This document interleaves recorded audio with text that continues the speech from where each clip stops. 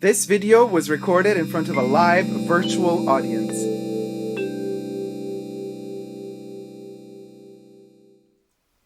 Hi everybody, Dacob here. Welcome back to the Fashion Bunker. Today we're going to be reviewing a historic perfume.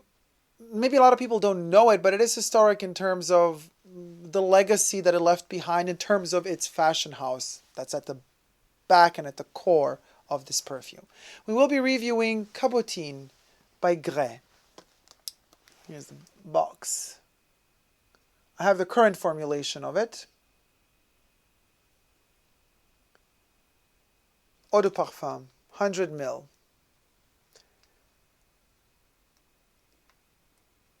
By the historic Madame Gres.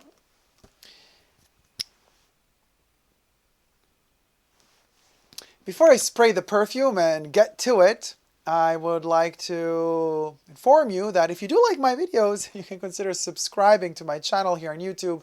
You can also push the join button next to the subscription button and become a member today to gain access to extra perks. You can also join me on Patreon, Super Dacob all spelled together there, and gain access to extra perks there as well. And I would like to thank the patrons and members that have already pledged to the Fashion Bunker. Your support means really a lot to me. And I would also like to thank my live co-chatters because this video is being filmed live in front of a virtual studio audience. So I have my all my chatters, the chit-chatters, my co-reviewers of this perfume in the chat here to the side and on the sidebar. So thank you guys so much for being with me today. Let's get to the review of CABOTINE by Gres. I was aware of this perfume for a longer time, but never wore it or went for it until, and I have to give credit where credit is due, one of my lovely followers on Instagram, and I also follow him on Instagram, sent me a photo a couple of weeks ago and said, "Hey Dacob, I just got this perfume and it's so lovely. I just wanted to share it with you," and sent me a photo, went through the extra effort to take a photo and send the photo of the perfume and tell me like how much he really loves it. So I would just like to say thank you to Edu von Gomez. He's a wig maker and a makeup artist, and checks it out. Like the profile is amazing. His wigs are incredible. So Edu von Gomez, thank you so much for recommending me to get back into CABOTINE. Thanks to you, I'm making this video. So here you can also check out, here I have like Edu Gomez, that's his Instagram profile. Check out some of the wigs down there as well. Amazing. Thank you so much, sweetie. So Edu sent me a photo and we exchanged a couple of information, like notes about it and what he felt. And I was like, okay, you know what? Let's give it a go. So I did. And well, first I was surprised that the price was so low. This one is considered a cheapie today. Let's spray it on and then we're going to get to the details. What was the exact? 1990 was the release date. So right now you can get it for around $15 or €15 or 15 pounds. 100 ml bottle.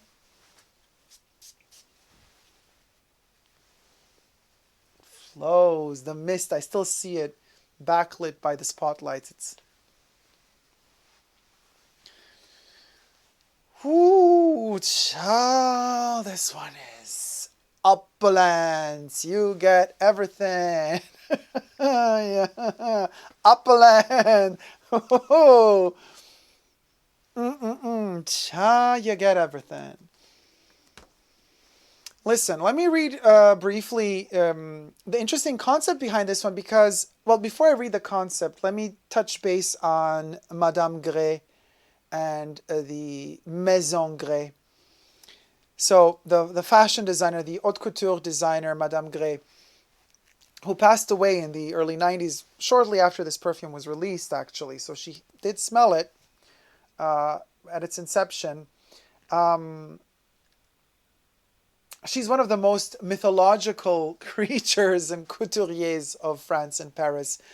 Her pleated and almost Grecian statuesque looking clothing and garments are just historical and have still to this day are used as inspiration to a lot of new designers and a lot of established designers. Her best friends were Yves Saint Laurent and Hubert de Givenchy. So she was a darling of French haute couture, and she dressed the Duchess of Windsor. She dressed Jacqueline Kennedy. You know, Grace Kelly.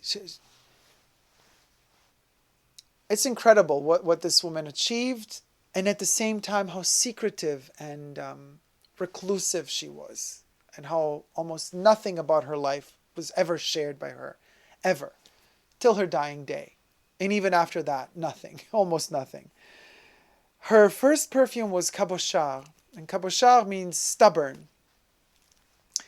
Could you imagine her first perfume? She called it stubborn because she had a stubborn wit. She was such a perfectionist. She actually studied like sculpting architecture, and then from that moved on to fashion and implemented all the aesthetics of sculpting and architecture into fashion. So I was wondering, would she have implemented that into perfumery as well? Now, we will be reviewing Cabochard as well in the future. Not right now.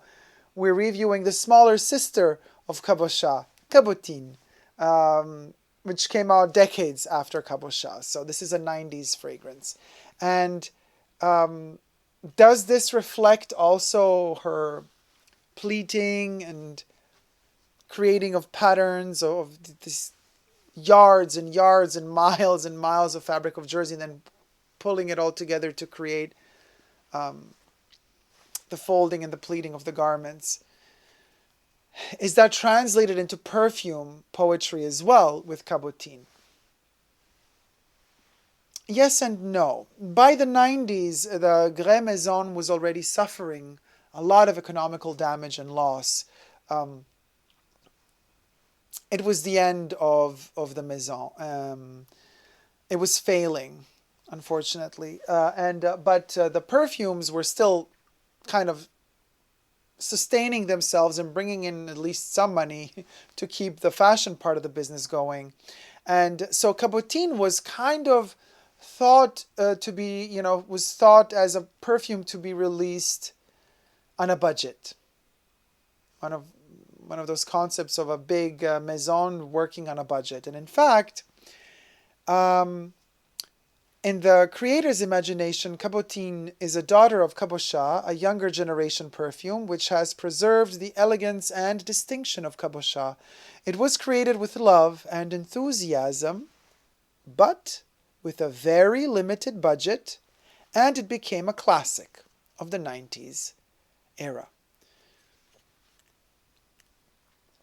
Cabotine was created by Jean-Claude Delville, and he was expected to make a light but lasting perfume, what was a hard task to do, because as we know, whatever is light is quite ethereal and fleeting, usually citrusy tones. A light perfume is something that is gone after half an hour, 1 hour.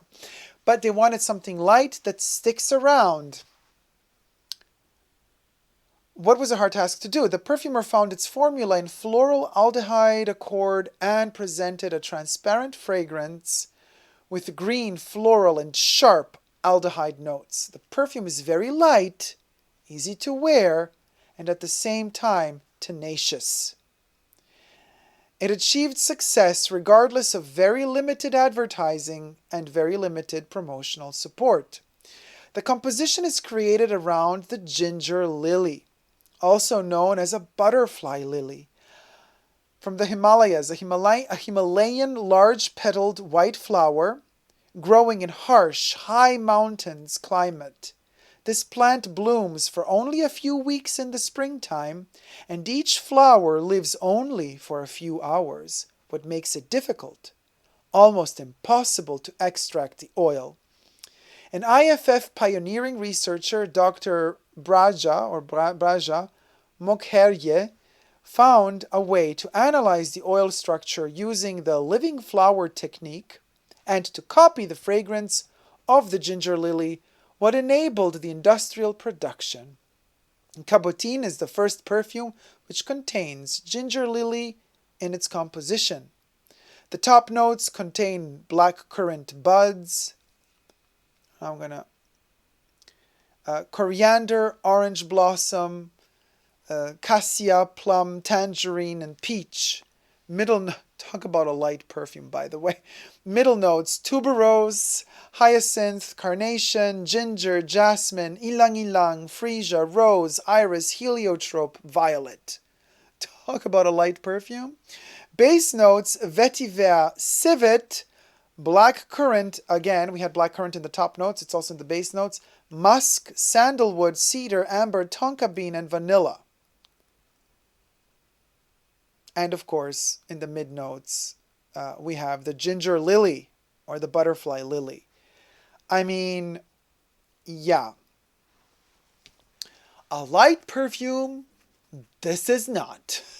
It's not. It's very sophisticated though. It has heft, it has a texture to it. It is a very interesting slithering balance between sweet and green citrusy.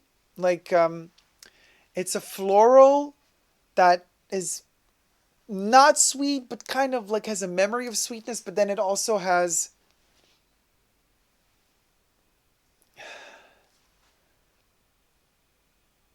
a wet smell to it, but a powdery smell to it as well.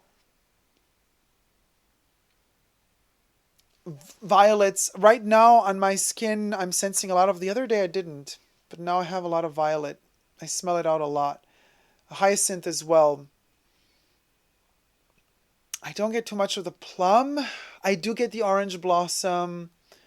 I get the rose. Yeah, heliotrope. I don't get any civet. I do not think that in the current formulation they have any civet. I mean, they probably have some substitute. I do get the vetiver, definitely. Heliotrope. Ilang ilang. Not really. But you know, it has a depth.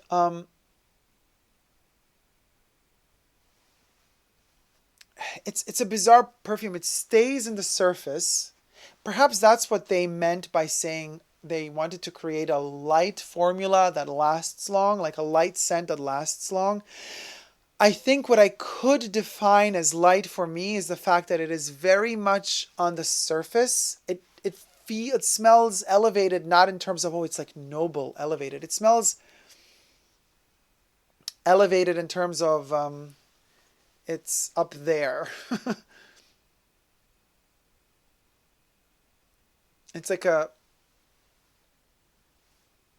one, I don't know, it feels like it's one plane above the skin. It's like floating here rather than being on skin. It's not a very skin type of scent. It has good projection, but it's here. It's like it starts from here instead of from there. And that's what makes it kind of airy. It gives this impression of being here and emanating from here, and then from here kind of traveling on. And despite it being aldehydic and very synthetic, it does have a natural hue to it. It has almost a floral, smoky hue to it. It's like a green, smoky, powdery, rosy smell, which could be this ginger, this Himalayan ginger. What do they call it? Tiger lily. I always want to say tiger lily. Talk about cultural appropriation again. The ginger lily or the butterfly lily.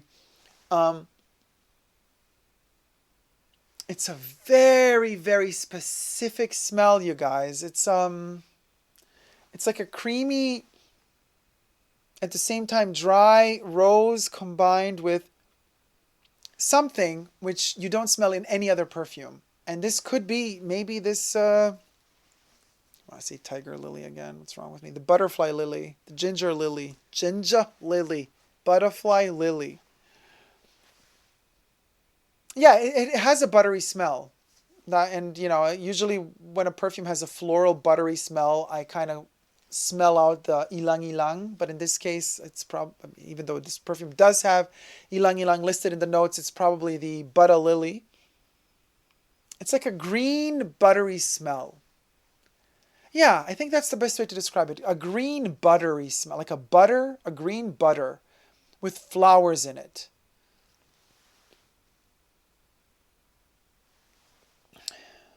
It's it's so bizarre. I think I take back the fact that it's wet. It smells dry but buttery at the same time. And the buttery tone to it can give it a feeling of being wet, but it's not. It's just that it's kind of oily in the smell, like like you know how oily butter can be,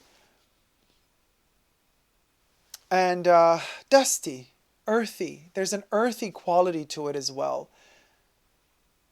A green, earthy quality. Now the lid is interesting. It's green. The liquid is kind of a green, yellow green. The text cabotine is green. The lid is like it's all about green. And even the packaging has these little tiny, I guess these are the butter lilies there, these white little white-green flowers. You could see them at certain angles because it is elevated. The paper here is elevated, embossed in some ways. So these little dots are actually just the centers of these big white flowers. And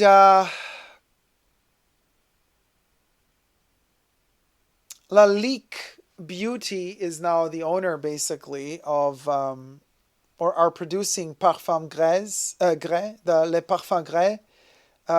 Zurich, Switzerland is the headquarters, and Lalique Beauty is the producer, the manufacturer.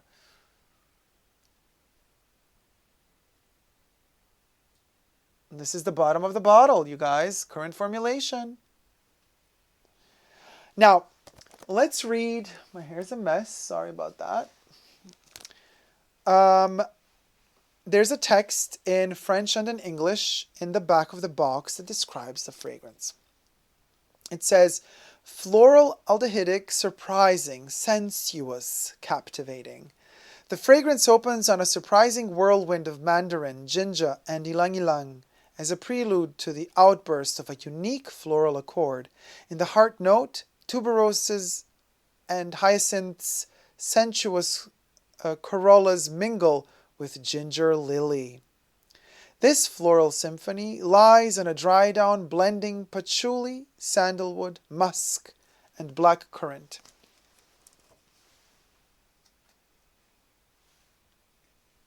It is a highly conceptual perfume.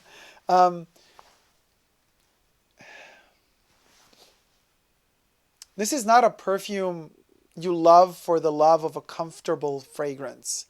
This is a perfume you love if you want something sophisticated that doesn't... It's very sophisticated because, like, if you really, really try to understand this smell, you really sense out so much depth in it, and yet they managed to make it light. It's like elevated. I think the aldehydes also bubble it up. It's like they managed to create an aldehydic fragrance where the aldehydes are underneath all the other ingredients. So, in fact, aldehydes are usually the bubbly, sparkly thing on top of a perfume, like champagne bubbles. In this case, I have the feeling the aldehydes are underneath all the other green ingredients, and they bubble up. They try to come out to the surface, but by kind of being underneath all the other ingredients, they keep pushing the other ingredients high as well. And by pushing them from underneath, they kind of create this illusion of this perfume being elevated, despite it being a heavy thing. So it's highly conceptual that way because it does play with lightness and heaviness constantly, you know, and there's this green. It's like a study on the color green. It gives you all nuances of green. It gives you a grassy green, a fresh grassy green. It gives you a synthetic green. It gives you a green candy, like watermelon green. It gives you a dry aldehydic green. But it also gives you bodily fluid type of sweat in there as well. It has a sexuality to it. And then there's that rose and violet and tuberose that kind of give it grace, that don't just allow it to be just green, but they give it a tingle, a little sparkle of rose, of peachy hues as well inside of that green. And it's a beautiful perfume, you guys. It really is beautiful. You just really have to not wear it thinking, oh, it's a comforting scent. It's like wearing those perfumes that you just know you feel like you're at home whenever you put them on. This one requires thought. And in that respect, I think Cabotine is very suited for Madame Gres' artistry, because her dresses also require so much study and accuracy and precision in order for them to be the way that they are. This perfume, to be appreciated, also needs to be analyzed from that point of view. You have to see every ingredient utilized in this perfume as one of the pleats of the entire fragrance, which is kind of like to be conceived in compared to her dresses, her pleated dresses. You have to conceive and envision every ingredient of this perfume like one pleat. And then when they all kind of fold in together, they give you this vision of Cabotine, which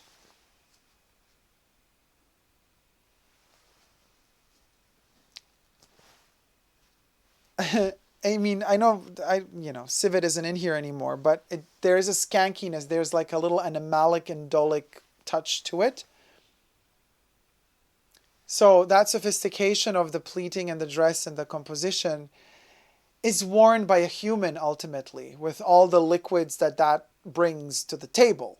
The human, we're not talking about a plastic mannequin that just stands there. It's a walking, living creature with skin, its own essential oils. So this one does have a sexuality to it. It has a very natural tone to it. And then it has also this very artificial tone to it. There's a lot of different facets within it, all playing on another nuance and hue of the color green. And green being, coincidentally, the color of one of mine, if not my favorite, Madame Gres dress, which is this beautiful gris pleated dress that kind of has a leaf growing on the side of it. If you wish to see that dress, you could become a member of my channel today, join today, or become a patron, Super Take Well Spelled Together. I do show that dress in an exclusive video to Patreon and my members, tier 2 members on my YouTube channel. So there's more detail about Madame Gres if you wish to see that video. It's also an exclusive video for my members and patrons, a video where I talk about the history of Madame Gres, her life, her heritage, her work. I showcase a lot of her clothes and that particular green dress, which if I were to give that green dress a smell, a perfume, it would be Cabotine. It's playful, it's witty, it's fresh, even though, this is again another really interesting contrast. Madame Gres' clothes, especially the pleated ones, the Grecian goddess-looking dresses that were inspired by ancient Greek sculptures, there's that duality about those dresses. They are depicting and kind of directly representing something from the past, of humanity, the First Republic of Greece. And at the same time, they're modern because they're made in modern day times. This perfume also has that very interesting trajectory.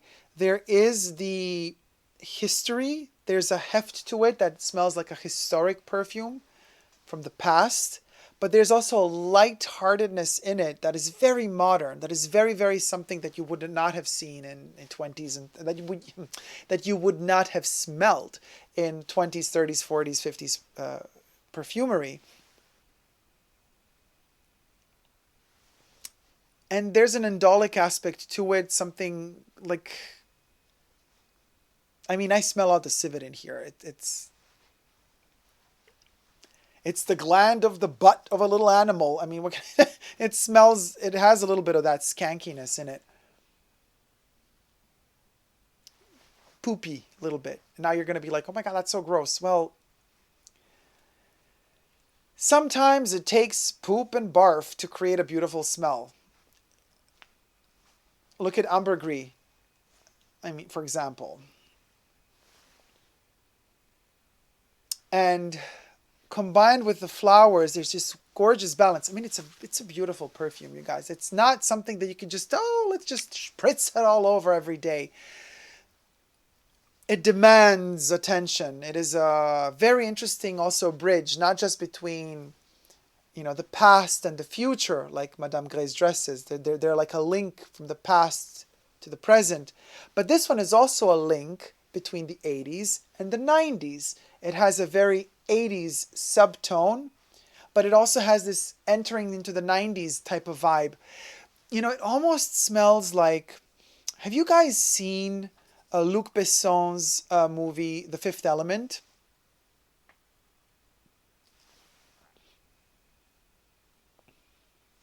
Or have you also seen his The Professional? Natalie Portman's first movie, by the way. She was only like 12 years old back then. This is what both, I don't know why I associated to those movies, but both The Fifth Element and The Professional, both of the female characters in each one of the two, Mila Jovovich in one case and Natalie Portman in the other, would be wearing this one. Their characters, I envisioned them wearing this one. This is that type of 90s fragrance. So it binds the past to the present, but it also has a vision towards the future. It's very Star Trek to me, this perfume. This could be really on board a Star Trek spaceship. It's very much a perfume you would wear if you're on the Star Trek fleet and you're going to a new planet and you're encountering a new species of life forms. And the perfume that you wear to encounter them, and an official first meet and greet, you kind of wear this to represent you and your home. Because this encompasses a lot of different times. So it's kind of a unity of a lot of different things. It's very much something an ambassador would wear to an official meeting and gathering of interplanetary systems meeting up to discuss new trade deals and new cultural exchange plans and programs.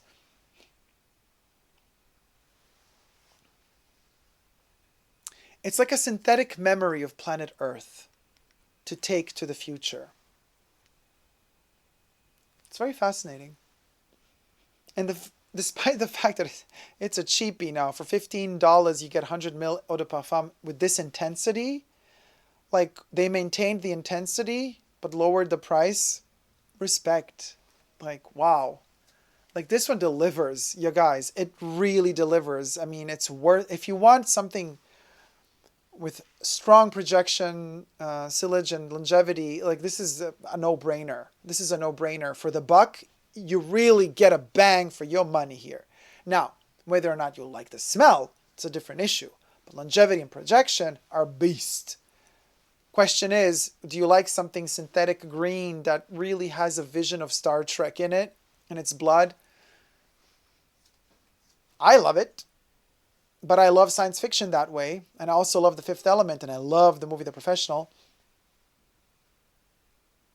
But I could not wear this every day because there's a dusty aspect to it. And that animalic civet and the dust, the green dust and the civet in here suffocate you sometimes. And it's something you can't deal with on a daily basis.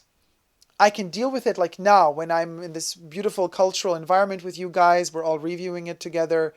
This elevates my mood. This makes me feel amazing. But if I were to just like out and about, supermarket shopping, wearing this one needs a special occasion. It really does. This one needs the proper surrounding, the proper illumination, the proper mood, the proper cultural exchange for it to really be umped to that level. Otherwise, it doesn't really work.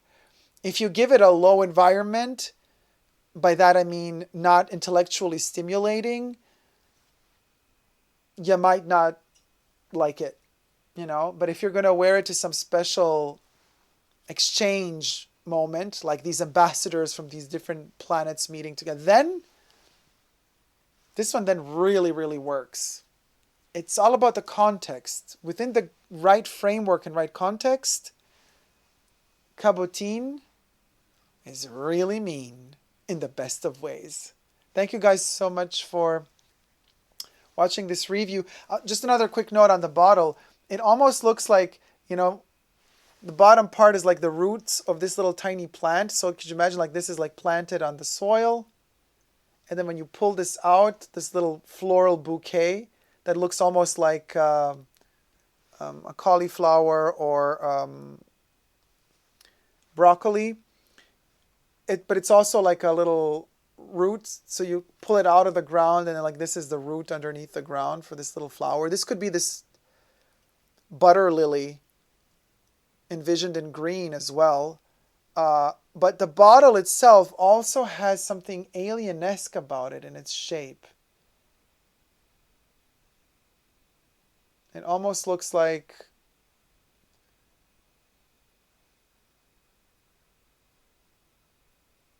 I don't know. It almost looks like it has a... Oh, thank you for subscribing. It almost looks like a brain of some sorts. And then this is like cut in, which is a really weird solution. They could have just closed it off and made it completely round the bottle, like down here. But they kind of went for this weird, but it kind of works, and it's in the strangeness of it all. It's almost like a Super Mario game, one of those little roots, Super Mario Brothers 2 in particular, when he's pulling out all of those little foods and roots that he eats or throws at other people. This looks like one of those, could be one of those items, one of those plants from Super Mario Brothers 2. Now, again, also in that case, it's kind of like a vision of the future when this, perfume was made. I mean, of course, Super Mario already existed in 1990 when this perfume was released, but it almost feels like it could have been from that video game. But again, another vision of the future, a perfume that connects us to the past through some of the ingredients, but also has a vision of the future. And I was just looking at how it kind of, if I match it to my eyes, it's almost like a mask. Like that. Ooh. So, another garment to wear by one of the ambassadors. Could be ornamental as well. Okay, let me get to... Thank you for listening to my review. Let me get to the chats. What are you guys saying? Remember I mentioned this in the previous live chat sessions. It's finally getting a review, says just another Roger. Yes, it is. Brendan says, the bottle is so cheesy. Haha. The top is good quality, though. Debbie says, I don't know. I have had it about 4 or 5 years. Richmond says, Audrey, I think you might be right about something. I don't know what. It's a classic at this point, says Brendan. Amelia says, yes, Edu, we follow each other. His wigs are awesome. Jack says, his wigs look amazing. They do look really, really, really beautiful. Richmond says, I'm so happy at Audrey Jane as in the vintages. Brandon says, they should reshape the cap. Haha. Well, there was a different cap as well. There's one cap that kind of like with flowers laying on 3 sides. This is kind of a shorter version of the cap. Which is, I guess, cheaper to make, but it's still beautifully done. It's like a thick, beautiful piece of plastic. It's nice to touch. Less green plastic, says Brandon. Brendan says, iconic designs. Edu says, thank you, dear Dacob. Edu, sweetie. Oh, I didn't know you were here. Oh, I'm so happy you joined the video. Edu, no, thank you. Thank you for bringing this back to my attention. MK says, strange, from my teenage memory, it used to be quite fresh and sweet. Brendan, did Charles, who? Oh, we're not going to do that. Rara said, no, wait. Sorry. Rara says, I have to look into into Madame Gres designs. I'm only familiar with the perfumes. Oh, Rara, incredible designs. Rara says, I am more of a cabochon girl myself. Oh, we're going to review cabochon too, don't you worry. sooner or later. I prefer Cabochon by Gres, says just another Roger. Brandon is like showing the RuPaul's Drag Race, like Uplands, the flag, I guess. Um, I Brandon says I want to buy a bottle. Brandon says Dacob is so descriptive. Hearts, hearts, hearts. Thank you. Oh, Melly says Madame Gray is now one of my favorite designers after today learning about her. Melly says, oh, okay, leather. Not my cup of tea. Oh, well, no, it's not leathery, though. It's not leathery.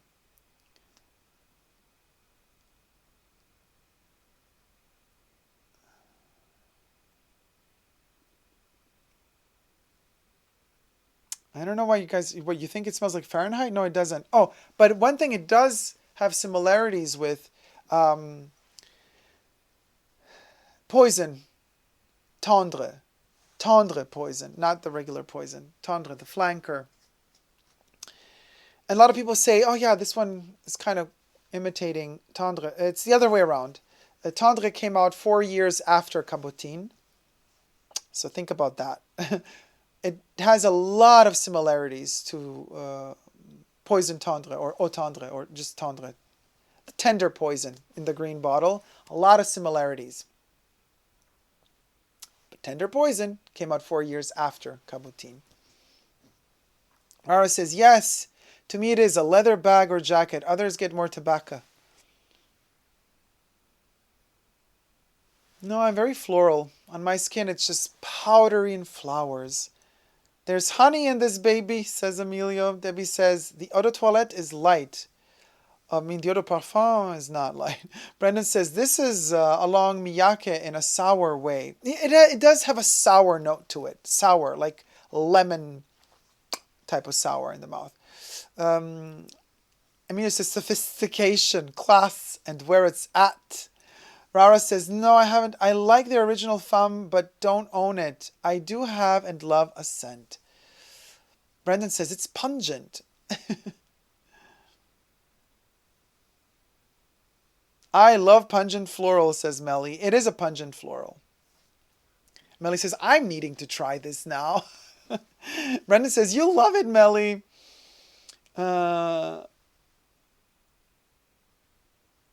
Amelia says, Melly, this is a very green floral. It's fresh, soapy, powdery, and kind of bitter. It's really beautiful. Maximo says, hey everyone, hope everyone is having a nice evening. Thank you, Maximo. Hope you're having a nice evening too. Has anyone ever... Oh, I don't know. Oh, has anyone ever bought one of those fashion, like catwalk coffee table books? There is a book also on Madame Gray. There was, I don't know if it's still in production.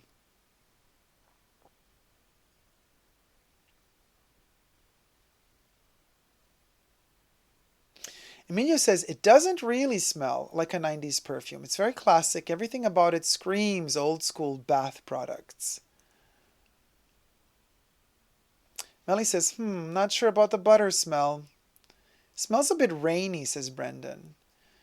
Melly says, oh, like Jean Nate Emilio. Jean Nate? I don't know.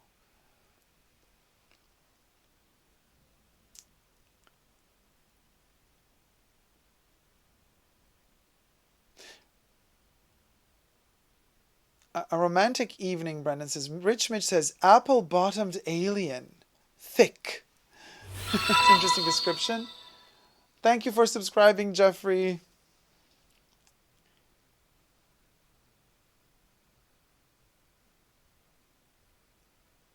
So a lot of pineapples. Brandon is sending us pineapple. There's a thumbnail. Pineapples everywhere. MK says, Dacob, this bottle is a much simplified version of the 90s original bottle. Jack says, the bottle looks kind of Green Man-esque. He's a spiritual being. Oh, I'll be looking out for... Wait, okay.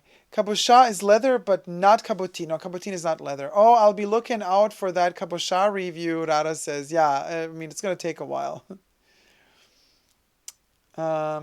Melly says, I don't remember Tender Poison being sharp. Well, Tender Poison also has that caramel in it, which softens the edges a little bit, rounds the edges a little bit, you know. I mean, they had 4 years to work on this formula, you know, like Dior's team smelled it and then like, okay, they rounded it up a little bit more. And yet, look, who survived? Tender Poison was discontinued. This one still lives on. Thank you, guys. Actually, this is a great way to end it. Tender Poison was discontinued. This one still lives on. That should be enough for you to know. That's like the most important thing. Thank you guys so much for watching this review and for co-reviewing the perfume with me. If you haven't yet but like my content, then consider subscribing to my channel. Push that subscription button,